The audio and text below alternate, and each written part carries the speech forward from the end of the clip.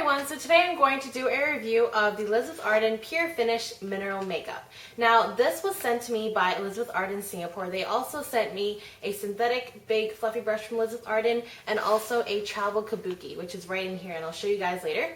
In this review I'm going to talk about its packaging because it's pretty special. It's brushes, which don't come along with the product, you have to buy separately, so I thought that might be helpful too, and also the product itself, what it contains and how it really worked for me. I think overall that this product is a great product. There are a few cons that I will raise within the review, but other than that, it's a very good product. I use it every day. I have two. One was sent to me and one I repurchased, so you can see how good that is. And the repurchased one, I hit pan already. I'm really sad. I'll tell you a little bit about it later. So the first thing I'm going to talk about is the packaging of the product, and you can see that it's just nice, sleek black. It says Elizabeth Arden on it, and then the product details at the back. And then you open it up and you get the mineral makeup and the grinder system. Now this is the grinder system. It's really important, and I just sort of twisted it prior to this review, so that's why it looks a little bit messy. But it's really awesome because you can control how much product you want in the pan, and you can control how messy it gets, because usually in mineral makeup, when you open that baby up, all that mineral makeup poofs up into the air and it gets everywhere. It goes on your outfit. It's really messy, but Elizabeth Arden was smart enough to integrate this mechanism, and all you do is you twist the product comes out. I've already hit pan, so you can't see much of it. Then you can use the brush and dab, dab, dab, dab, dab, dab, swirl onto your face, and it's a really, really nice foundation routine. So I really like this because it's very neat and it doesn't get too messy.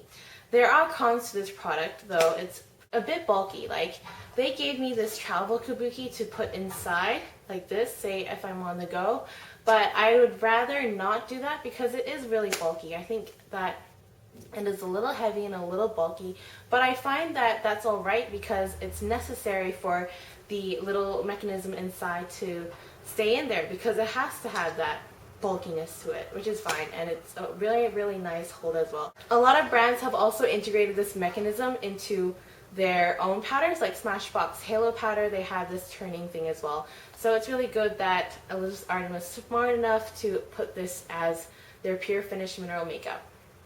Okay, so let me talk about the brushes, which are sold separately. Again, they do not come with the product. You have to buy them itself, and it's really nice. It's a fluffy, very soft brush, and it's very full. Now, it's synthetic, which is really good because then you can pack on the product onto your face without too much product staying onto the brush bristle. Because it's synthetic, the product will fall off of the bristles. And I think it's really, really good because it's very soft, very fluffy, makes your application a lot easier because it's so big and fluffy. But I think there are a lot of substitutes for this. Everyday Minerals brushes are a lot more affordable. EcoTools has also the synthetic fibers, but they're Taklon, and those are good as well. But I totally agree that a good foundation brush for this foundation particularly would be a slanted one, a flat top one, as you can see, because you do want to pack on the foundation. This is a light to medium coverage, although a lot of people are saying high to medium. But I think it's light to medium, so you do have to pack on the product. I do recommend that. The second thing that Elizabeth Arden sent me was travel kabuki, and this is a really small, cute travel kabuki. It's very convenient because you can just sort of open it and then lay it onto the thing itself, which I was doing earlier on. So all you gotta do is just open it up, and then you just sort of put it inside, and then you can just carry it on the go. I don't recommend carrying it on the go. It's a bit too bulky for that in my preference. And in my preference, I like to carry a blot powder around more than my foundation. So that's really cool. I really like those two brushes. Now I'll talk about the product itself. The product itself is really, really good product. It's rich in sea minerals, which are elements that support the skin system, that really nourish the skin system, so that's really good. It also has mica and silica. And I don't know if you've seen my Makeup Forever HD foundation review, but in that review I was talking about how mica and silica blurs imperfections. So what they do is, you have enlarged pores, if you have redness, if you have blemishes, the mica and silica really does blur all the imperfections, and that is a really good thing because I really like products that contain mica and silica because it really does help, and I do see the mica and silica working in this product, and I do see the effects that it is blurring and making my pores look a little smaller than usual. It also contains vitamins A, C, and E, and it's also SPF 20 PA+++, which is impressive because usually makeup items stop at SPF 15. Now there are two things that might be a little sketchy. Number one, that it may contain traces of bismuth oxychloride, which is a preservative, and it just contains traces. It makes the product last a little longer on the shelves, and a lot of products contain it. So if you're allergic to bismuth oxychloride, this is probably not the thing for you. And if you are allergic to Bare Minerals ID or Bare Essentials, that's also a very famous mineral product, then you'll probably be a little tad bit allergic to what's inside this foundation. Also, it does also contain titanium dioxide because, of course, it has SPF in it. Anything that has SPF has titanium dioxide, and if you're allergic to sunscreen, then you'll probably be allergic to this product. So look out for that, and keep in mind those aspects if you're looking to buy this foundation. Overall, it's a very good foundation for everyday use. Very nice effect. And I'll just tell you my little story about it. So when Elizabeth Arden sort of sent me this foundation, I was a little skeptical. I was using liquid foundation before, and I didn't believe in having a powder foundation that could make me look flawless. And in the beginning, I hated this product. I hated it. I was like, whatever, I'm not going to use it. And because when I would use the foundation, it was a light to medium coverage, and I had blemished skin.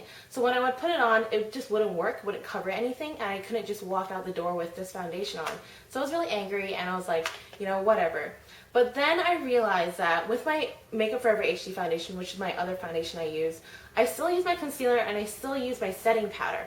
So then I was like, how can I compare that face to this face? So what I did was I used this foundation, I used my concealer, and then I used my setting powder, and I had different effects, totally different effects. And it made my face look absolutely flawless. Even thinking about a powder foundation that really does make your face flawless because of also the mica and silica, it was amazing. And it was very, very light. I felt like I was not wearing anything, and I could just like go to school and feel like I'm not wearing anything. So it's a very light foundation, and it doesn't cake up, so that's really good. That's a pro of using mineral powder foundations, is they don't look cakey throughout the day, especially if you are in like a humid climate like Singapore. It gets really humid and stuff. You want something that's powder, sort of soaks up humidity and stuff like that. In terms of having a liquid foundation, it's going to make you look a little more oilier. So having a powder foundation is always handy, and this one is a really, really good one. The only con I think about it, I prefer medium to high coverage foundations, and it did boast the medium to high coverage, which wasn't very, very true, because I did have to pile up the concealer and my setting powder to make it look flawless. So it wasn't just this component itself that made me look flawless. I'm just saying it was my concealer and my setting powder on top of it, but it does really give you a very nice base. The last con I would have to say is that price-wise, I think that it's a very, very good product. Just keep me on that. But I repurchased my foundation, and it was 65 Australian dollars, which is quite a bit of money. And it only lasted a month because I was using it every single day. So if you are a person with less disposable income, you might want to think about that, the prolonged use of this foundation, if you can afford it or not. Because if you really like this foundation, you're going to have to set a bit of money for that every single month to repurchase it again. You know what I'm saying? And I use makeup every single day, so I had to repurchase it every single month.